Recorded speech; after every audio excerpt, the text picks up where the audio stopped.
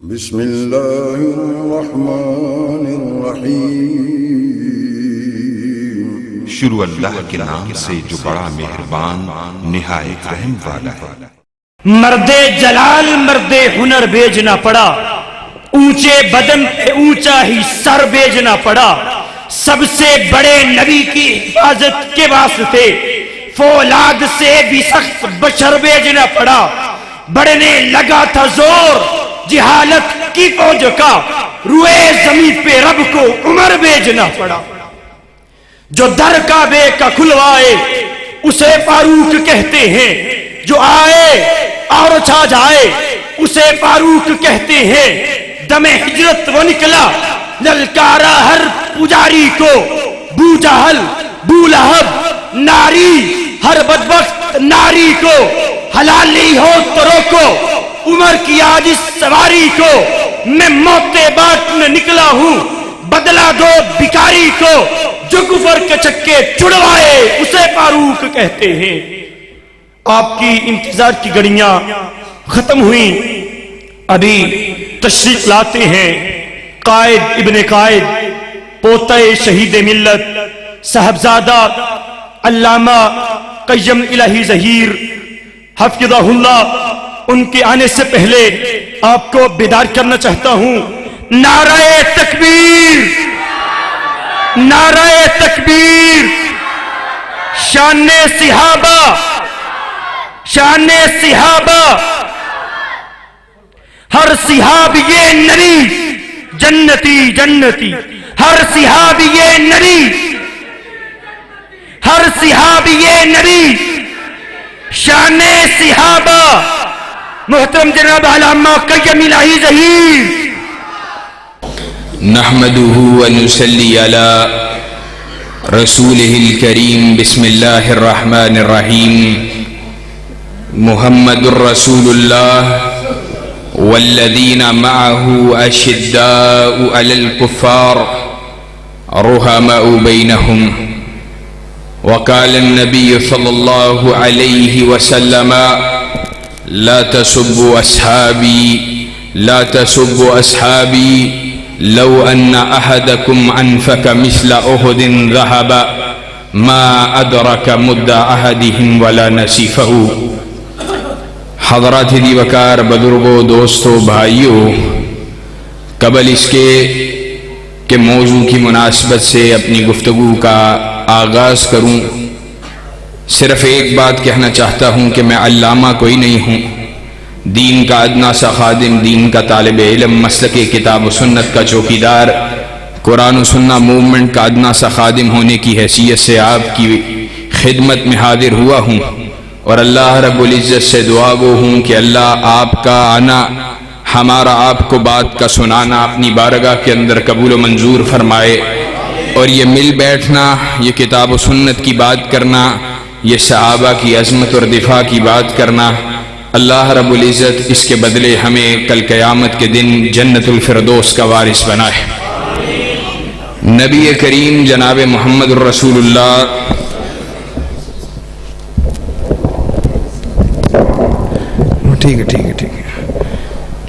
نبی کریم جناب محمد الرسول اللہ صلی اللہ علیہ وسلم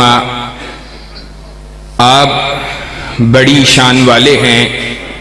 بڑے مقام والے ہیں، بڑی عظمت والے ہیں، بڑی رفت والے ہیں۔ جتنے بھی انبیاء اور رسول آئے، اللہ کے نبی جناب محمد الرسول اللہ صلی اللہ علیہ وسلم آپ کی شان، آپ کی عظمت یہ ہے کہ اللہ رب العزت نے آپ کو جمیع انبیاء علیہم السلام کے اوپر فضیلت عطا کی ہے۔ تمام انبیاء مقام میں بلند ہیں، شان والے ہیں، عظمت والے ہیں، رفت والے ہیں، اور بطور مسلمان، بحیثیت مسلمان، تمام انبیاء علیہم السلام کی اس عظیم جماعت سے محبت کرنا، ان پر ایمان لانا، یہ ہمارے عقیدے کا حصہ ہے۔ لیکن اسی کے ساتھ ہم یہ بات بھی سمجھتے ہیں کہ جمیع انبیاء علیہم السلام ان کی ذات، ان کے مقام کے باوجود، ان کی مقام کی بلندی کے باوجود، نبی کریم جناب محمد رسول اللہ صلی اللہ علیہ وسلم کے مقام کو باقی انبیاء نہیں پہنچ سکتے۔ باقی انبیاء علیہم السلام کا مقام اللہ کے نبی جناب محمد الرسول اللہ صلی اللہ علیہ وسلم سے کم ہے۔ اس ایک فضیلت میں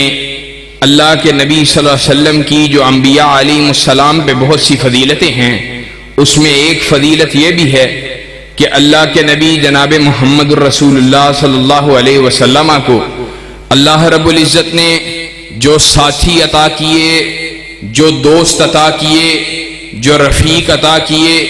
جو ہم سفر عطا کیے، جو دوست احباب صحابہ عطا کیے، اللہ رب العزت نے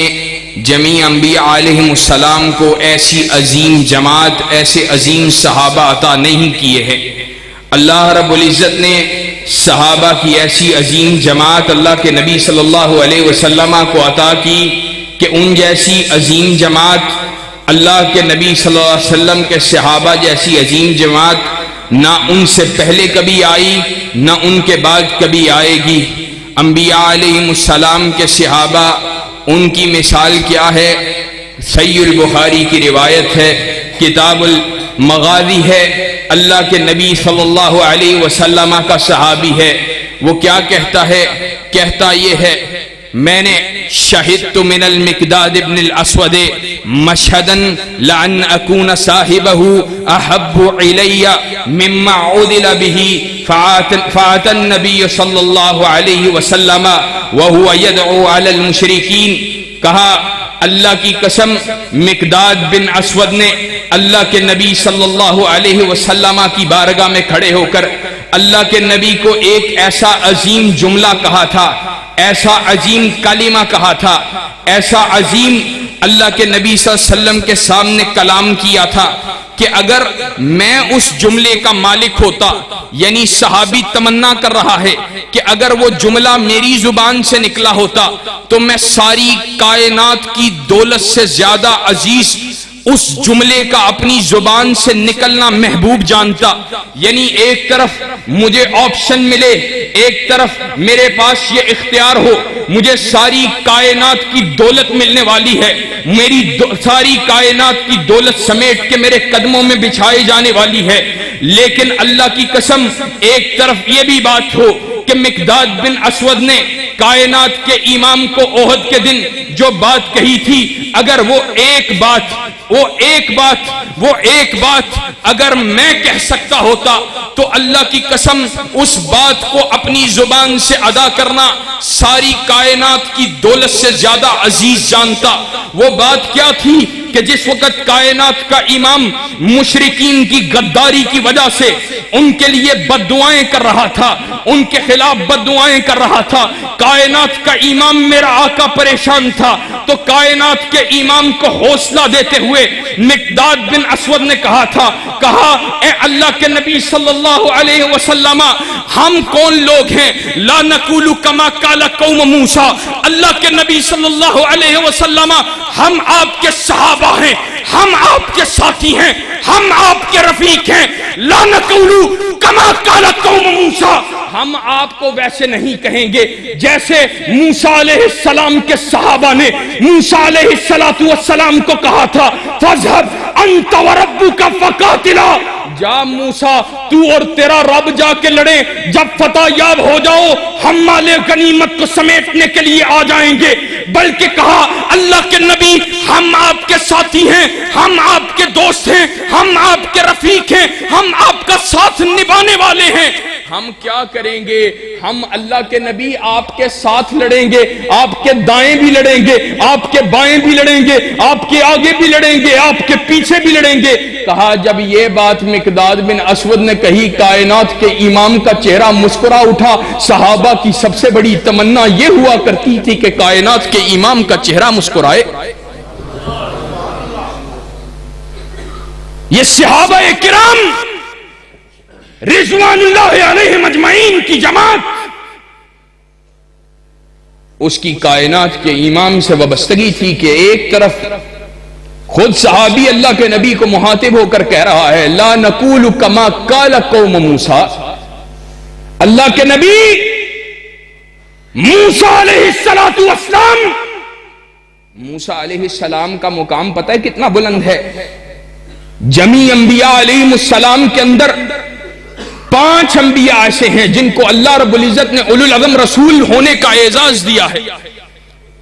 کہ تمام انبیاء کا مقام ایک طرف، یہ 5 اولو العزم رسول ان کا مقام ایک طرف ہے، یہ سب سے زیادہ مقام میں بلند انہی میں سے ایک موسیٰ علیہ السلام ہیں۔ اور صحابی اللہ کے نبی کو کہتا ہے، اللہ کے نبی آپ کو ہم موسیٰ علیہ السلام کے صحابہ ان کے ساتھیوں کی طرح پیٹھ نہیں دکھائیں گے، بلکہ ہم آپ کے دائیں آپ کے بائیں بھی لڑیں گے۔ یہ صحابہ کی عظمت ہے، اور اسی لیے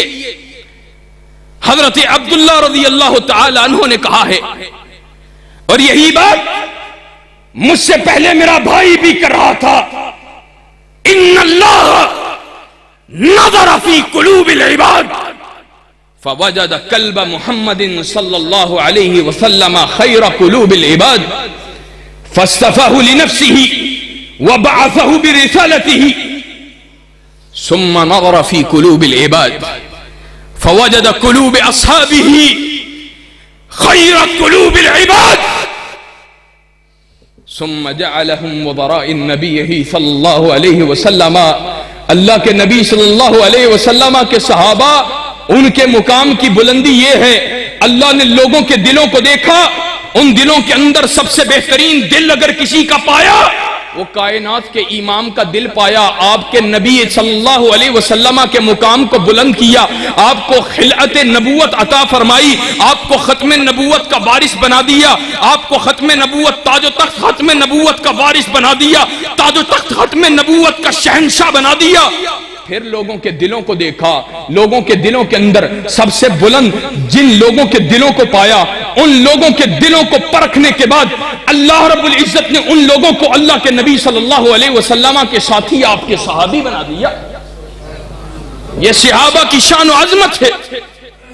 اور آج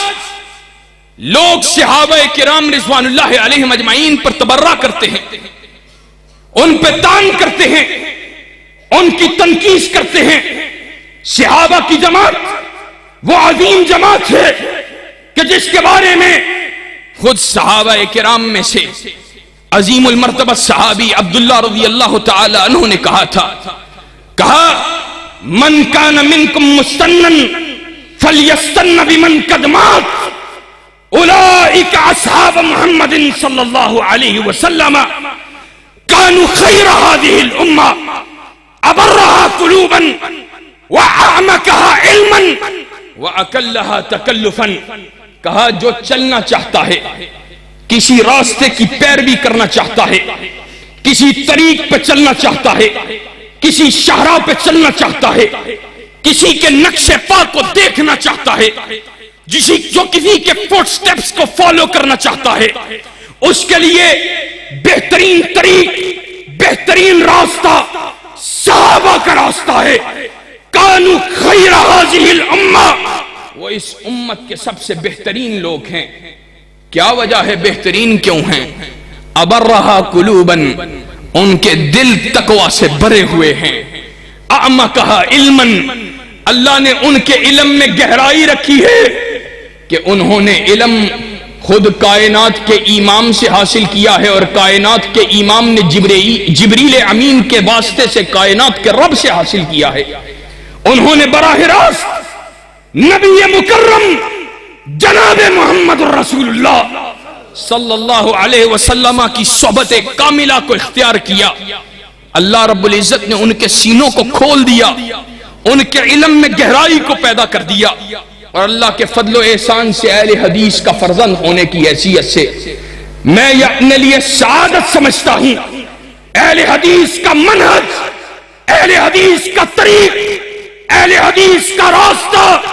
وہی راستہ ہے علم کے اندر، استدلال کے اندر، فقہ کے اندر، اور انشاءاللہ منہج کے اندر وہی راستہ ہے جو اللہ کے نبی صلی اللہ علیہ وسلم کے صحابہ کا راستہ تھا۔ اور اللہ کے فضل و کرم سے انہوں نے کہا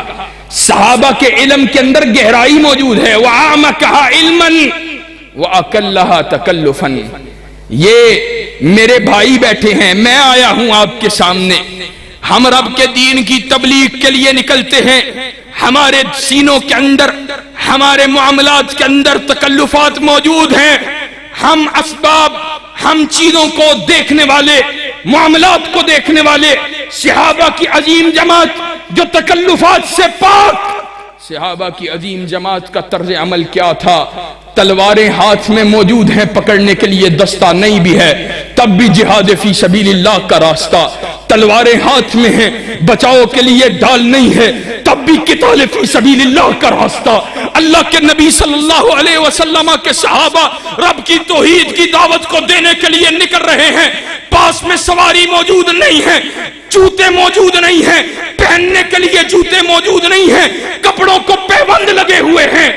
پھر بھی کائنات کے امام کا صحابی مصلی امامت پہ بھی کھڑا ہے، منبر رسول پہ بھی کھڑا ہے۔ آج اللہ کے نبی کا صحابی منبر رسول پہ کھڑا ہے، آج پیبند والا لباس نہیں پہنا ہے اور نیا لباس پہن کے آیا ہے۔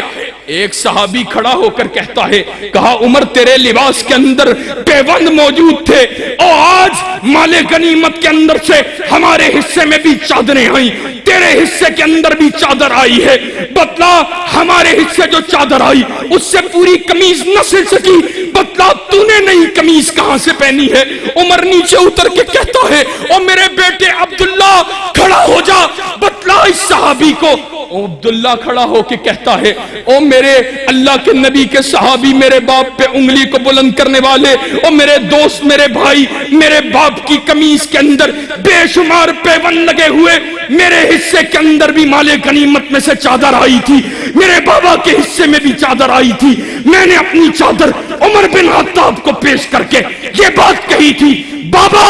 میری چادر بھی آپ لے لیجئے، اپنے لیے قمیص کو سلوا لیجئے۔ میرے بابا نے میری چادر کو لے کے اپنی قمیص کو سلوایا ہے۔ عمر کہتا ہے، عبداللہ اگر آج تو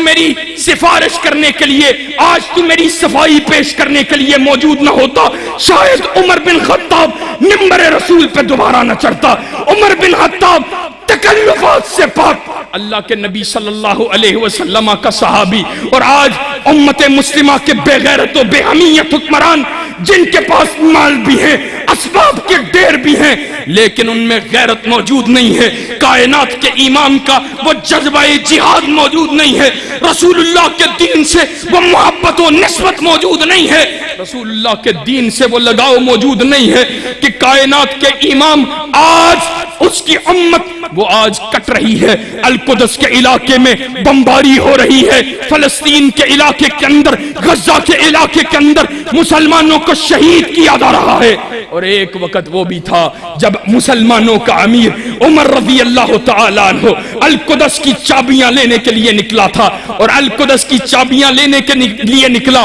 ایک سواری تھی، ایک سواری اپنے غلام کو ساتھ اپنی معیت کے اندر لیا ہے۔ اس سواری پہ کبھی غلام سوار ہوتا ہے، جب غلام سوار ہوتا ہے کچھ وقت گزرنے کے بعد جب اس کی باری ختم ہوتی ہے پھر عمر بن خطاب سوار ہوتا ہے۔ اب القدس کے پاس مسلمانوں کا امیر پہنچنے والا ہے، مسلمانوں کے امیر اپنی سواری سے نیچے اترتا ہے کہ غلام کے بیٹھنے کی باری ہے۔ غلام کہتا ہے، آقا القدس کی چابیاں لینے کے لیے عیسائیوں کے پاس جا رہے ہیں، آپ اوپر سوار ہو جائیے، آپ نے چابیوں کو وصول کرنا ہے۔ کہا نہیں، غلام کی باری آئے، عمر اس کی باری کے اندر سواری پہ سوار ہو جائے، عمر کو یہ بات گوارا نہیں ہے۔ وہ مسلمانوں کا امیر تھا جس کی ہیبت کے ساتھ کیسر و کسرا کے درباروں میں بیٹھے ہوئے ان کے حکمران ان کے سینے بھی کپکپایا کرتے تھے۔ اس کی وجہ یہ تھی کہ اس کے اندر تکلف موجود نہیں تھا، اس کے سینے کے اندر رب کے علاوہ کسی اور کا خوف بھی موجود نہیں تھا۔ آج اللہ کے نبی کے صحابہ ان جیسا ایمان آج اس کی ضرورت ہے، اور صحابہ جیسے حکمران اس کی ضرورت ہے۔ ایک وقت تھا مسلمانوں کے لشکروں میں شرکت کرنے کی تڑپ رکھنے والا عمر بن جموح تھا رضی اللہ تعالی عنہ۔ عمر بن جموح کے 4 بیٹے ہیں، 4 بیٹے عمر کے۔ اللہ کے نبی نے جہاد کا اعلان کیا ہے، باپ بھی تیاری کر رہا ہے، بیٹے باپ کو مخاطب ہو کر کہتے ہیں بابا ہم آپ کے 4 جوان بیٹے جہاد میں شرکت کے لیے جا رہے ہیں۔ اللہ کے نبی صلی اللہ علیہ وسلم کی حکم پہ لبیک کہہ رہے ہیں، بابا آپ معذور ہو چکے، ٹانگ سے معذور، آپ کو اب آرام کرنا چاہیے، ہم آپ کی نیابت کرنے کے لیے جہاد فی سبیل اللہ کے راستے میں، جنگ و جہاد کے راستے میں رسول اللہ کی معیت کے اندر نکلنے کے لیے موجود۔ کہتا ہے نہیں مجھے مت روکو، جہاد میں شریک ہونے کی تمنا ہے، تڑپ ہے، آرزو ہے۔ اللہ کے نبی صلی اللہ علیہ وسلم کی بارگاہ میں پیش ہوتے ہیں، کہتے ہیں اللہ کے نبی ہمارے باپ کو سمجھائیے، اس کو بتلائیے، ہم اس کی نیابت کرنے کے لیے موجود ہیں۔ اللہ کے نبی کہتے ہیں عمر تیرے بیٹے ٹھیک کہتے ہیں، یہ تیری نیابت کے لیے موجود ہیں، تو آرام کیوں نہیں کرتا؟ کہا اللہ کے رسول صلی اللہ علیہ وسلم میں جہاد میں شریک ہونے کے لیے تڑپ رہا ہوں، شاید کہ اسی غزوہ کے اندر شہادت کا مرتبہ مل جائے۔ اللہ کے نبی صلی اللہ علیہ وسلم سے انکار کرتا ہے، کہتا ہے اللہ کے رسول مجھے مت روکیے، کائنات کا امام اجازت دیتا ہے۔ عمر بن جموع اس غزوہ کے اندر شہید ہو جاتا ہے۔ اللہ کا نبی کہتا ہے میں دیکھ رہا ہوں عمر بن جموع جنت کو اپنے لنگڑاتے ہوئے اپنی ٹوٹی ہوئی معذور ٹانگ کے ساتھ جنت کو اپنے پیروں تلے روند رہا ہے۔ یہ صحابہ ان کی دین کے لیے قربانیاں، اس کے باوجود کوئی بدبخت اٹھے کہے صحابہ وہ ایمان سے پھر گئے تھے، تو ایمان سے پھر سکتا ہے، صحابہ ایمان سے پھرے ہو سکتے جن سے کائنات کا رب راضی ہوا، اور اس نے کائنات کے رب نے قرآن مجید کا حصہ بنا دیا، رضی اللہ عنہم ورضوا عنہ، اور جن کے بارے میں کائنات کے رب نے کہا وَكُلًّا وَعَدَ اللَّهُ الْحُسْنَى، اللہ نے جمیع صحابہ کی جماعت ابو بکر سے لے کے معاویہ تک، اور معاویہ سے لے کر کسی ایک ادنا سے ادنا صحابی کے لیے بھی اچھائی اور جنات کا وعدہ کر دیا۔ اللہ کہتا ہے میں نے جنتوں کا وعدہ کر دیا ہے، تو بدبخت کہتا ہے وہ منکر ہو گیا تھا۔ اور آج تمہیں بھی آخری بات کرنے لگا ہوں، بات کو سمیٹنے کی طرف جا رہا ہوں، تمہیں بھی جھنجھوڑنا چاہتا ہوں، اپنے سینوں میں ایمان کی غیرت پیدا کرو، اپنے سینوں کے اندر للہیت پیدا کرو، صحابہ اور دین کی محبت پیدا کرو، اللہ اور اس کے رسول کی محبت پیدا کرو۔ یہ پارٹی کے جھوٹے دیوتاؤں کو پوجنا چھوڑ دو، یہ میاں صاحب اور خان صاحب کے لیے لڑنا چھوڑ دو، یہ رب رسول کے باغی، یہ دین سے غداریاں کرنے والے، قیامت کے روز اللہ رب العزت کی بارگاہ کے اندر کیا جواب دے گا؟ نبی کے صحابہ کی عزت وہ نیلام ہوتی رہی، اس پہ بغیر ڈاکہ ڈالتے رہے، اور میاں صاحب اور خان صاحب کی چاکری کرتا رہا، ان کی حمایت میں لڑتا رہا۔ اس کی زندہ مثال پیش کر کے بات ختم کرنے جا رہا ہوں۔ ہم چیختے رہے، چلاتے رہے کہ جہلم میں بیٹھا ہوا صحابہ کا گستاخ بدبخت رافضی العقیدہ صحابہ پہ تبرہ کرتا ہے، تب لوگ کہتے تھے، اور وہی لوگ کہ نہیں بڑا عالم ہے، بڑا فاضل ہے، بڑا انٹلیکچوئل ہے، بڑی گفتگو کرنا جانتا ہے۔ ہم نے کہا لاکھ گفتگو کرنا جانتا ہو،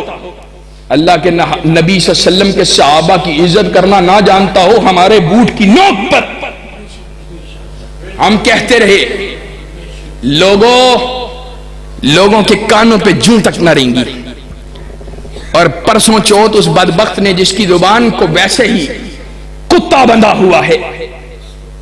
ہر شخص کے بارے میں بکواس کرتا ہے، اس نے عمران خان جیسے بیوقوف کے بارے میں ایک یہی جملہ بولا، اسی قسم کا کوئی ہلکا سا جملہ کہ شاید وہ ناکام آدمی تھا، اس سے بڑا کوئی ناکام نہیں تھا یا نالائق، ایک جملہ بولا، ایک جملہ، جن کی غیرت صحابہ کی گستاخیوں کے باوجود نہیں جاگی، انہوں نے ٹویٹر اس مرزا لعین کی مخالفت میں ٹویٹر بھر دیا۔ کیوں؟ آج ہمارے پارٹی کے سربراہ کے بارے میں اس نے بات کی، اور ایمان، اپنے ایمان کا جائزہ لو، اپنے ایمان کو ذرا ٹٹول کے دیکھو تو صحیح، کیا ایمان سینوں میں موجود بھی ہے؟ کہ جب بدبخت صحابہ پہ تبرہ کرتا رہا تب غیرت نہیں جاگی، آج عمران خان پہ بونکا ہے تو غیرت جاگ گئی؟ بتلاؤ، قیامت کا دن ہوگا، حوض کوثر پہ بیٹھے کائنات کے امام نے اگر کہا میرے معاویہ کو گالیاں نکالتا رہا تب تم اس کی تعریف کرتے رہے یا خاموش بیٹھے رہے، تمہارے خان کو برا کہا تھا تو تم بازاروں میں نکل آئے تھے، بتلاؤ کیا جواب دو گے؟ کسی کے پاس جواب موجود ہو تو میں مسجد میں کھڑا ہوں، مجھے ٹوک کر جواب دے سکے۔ اور یہی معاملہ حضرت میاں صاحب کا بھی ہے، دین سارا لٹ جائے پرواہ کوئی نہیں ہے، میاں صاحب پہ بات ہو مولوی صاحب مرنے کے لیے تیار ہے۔ کچھ خدا کا خوف کرو، کچھ اپنے سینوں کو ٹٹول کے دیکھو۔ رب کا دین آیا دنیا پہ حکمرانی کرنے کے لیے، رب کا دین آیا کائنات پہ بادشاہت و حکومت کرنے کے لیے، دین اوپر ساری کائنات اس کے نیچے، جو دین کو اپنے سینے سے لگائے وہ عزت والا، جو سینے سے نہ لگائے چاہے کرسی پہ بیٹھا، کتنی ہی اونچی کرسی پہ بیٹھا، ذلت والا۔ لیکن ہم نے یہ معیار نہ سمجھا۔ والذی ارسل رسولہ بالہدی ودین الحق لیظہرہ علی الدین کلہ، عقیدے کا مسئلہ تھا، عقیدے کا مسئلہ تھا کہ اللہ کے دین کو زمین کے اوپر حکمرانی کرنی تھی، اور ہم نے دین کی نوکری کرنی تھی، نہ ہم نے اللہ کے دین کی حکمرانی کی پرواہ کی، اور دین کی نوکری کی بجائے میاں صاحب اور خان صاحب کی نوکری کی۔ آج بھی وقت ہے، آج بھی وقت ہے، اور وقت اس وقت تک ہے جب تک سانس کی آمد و رفت باقی ہے۔ اور کوئی ہو اگر ایسا جس کو پتا ہو کہ اس نے آج رات بھی زندہ رہنا ہے تو مجھے گاڑی میں بیٹھنے سے پہلے یہ بات بتلا کے جائے۔ کوئی ایسا جس کو یہ پتا ہو کہ میں آج رات بھی زندہ رہوں گا، رب کے دین کو آج تمہاری ضرورت ہے۔ دین آج اس کو اس ملک میں دیس نکالا دیا جا رہا ہے، چاروں اطراف سے دین پہ حملے ہیں۔ اگر آج بھی نہ جاگے تو شاید مٹے نامیوں کے نشاں کیسے قصہ پاری نہ بن جاؤ گے، کوئی داستان سنانے والا بھی باقی نہ رہے، اور لوگ، اللہ کی قسم اللہ کے دین کو تمہاری ضرورت ہے، لیکن یاد رکھو تم دین کے لیے نہ کھڑے ہو، اللہ کو تمہاری کوئی پرواہ بھی نہیں ہے، اللہ کو تمہاری کوئی پرواہ نہیں۔ آج شرم سے سر جھک جاتا ہے، کائنات کا امام، اس نے کیوں انکار کیا تھا ابو لہب، ابو جہل کو، اپنے چچا کو، اور کفار مکہ کو، قریش کے سرداروں کو کیوں انکار کیا تھا؟ جب انہوں نے کہا تھا ہم تجھے مکہ کی سرداری دینے کے لیے تیار، ہم حسینہ عرب تیرے نکاح میں دینے کے لیے تیار، مال و اسباب کے ڈھیر تیرے قدموں میں بچھانے کے لیے تیار۔ انکار اس لیے کیا تھا کہ جو سرداری مل رہی تھی وہ رب رسول کے دین کی سرداری نہیں تھی، جو سرداری مل رہی تھی وہ رب کی توحید کی سرداری نہیں تھی، جو سرداری مل رہی تھی وہ اللہ کی توحید کی سرداری نہیں تھی۔ اور ہمارا اعلان بھی موومنٹ کے ہم دیوانے لوگ ہمیں پاگل بھی سمجھتے ہیں، ہمارا اعلان بھی یہی ہے، ساری کائنات کی بادشاہت ہو، اللہ رب العزت کے دین کے غلبے سے حالی ہو، خدا کی قسم اپنے جوتے کی نوک پر رب کے دین کے لیے، اللہ کے دین کے نفاذ کے لیے سڑکوں کے اوپر رولنا کھپنا اپنے سینے کے ساتھ، اللہ کے فضل سے اس کو محبوب جانتے ہیں۔ اور یہی بات، یہی دعوت، یہی تمنا، یہی اعلان آپ کے سامنے لے کے آئے ہیں۔ انشاءاللہ آئندہ کے بعد کتاب و سنت کی بالادستی کے لیے اللہ کے دین کے ساتھ کھڑے ہونے کے لیے تیار ہو، اور چھوڑ دو، لعنت بھیج دو ان پہ، قیامت کے دن یہ تمہارے کسی کام نہیں آنے والے۔ اکیلا ایک فرد ہو، ایک فرد کسی علاقے کے اندر اللہ کے دین کا حامی ہو، اللہ کے دین کے نفاذ کا حامی ہو، لوگ کہتے ہیں فتح کیسے ملے گی؟ اللہ کی قسم اکیلا ابراہیم تھا، اللہ نے پوری امت قرار دیا ہے اکیلے ابراہیم، ایک ابراہیم پوری امت، ایک ابراہیم پوری امت۔ پتہ ہے امت کیوں ہے؟ امت اس لیے ہے کہ ابراہیم کی دعوت سچی دعوت تھی، اعلان حق تھا۔ جب انسان کے پاس حق ہونا، حق ہو، صحیح عقیدہ ہو، صحیح منہج ہو، وہ اکیلا امت ہوا کرتا ہے، مد مقابل باطل پرستوں کی قطاریں کیوں نہ ہو۔ انشاءاللہ قرآن مجید میں اللہ رب العزت آخری بات، آخری آیت، بات ختم، اللہ کیا کہتا ہے؟ قل انما اعیدکم بواحدہ ان تقوموا للہ مثنی وفرادا۔ اللہ قرآن مجید میں کہتا ہے، تم سے اللہ مطالبہ کرتا ہے کس چیز کا؟ کہ لشکر ہو تو اللہ کے راستے میں کھڑے ہو جاؤ، ان تقوموا للہ، ان تقوموا للہ، اللہ کے لیے کھڑے ہو جاؤ، صرف دو ہو تب بھی کھڑے ہو جاؤ، ہائے ہائے دو نہ رہو، ایک کو کوئی دبانے والا دبا جائے، کوئی جھکانے والا جھکا جائے، کوئی خریدنے والا خرید جائے۔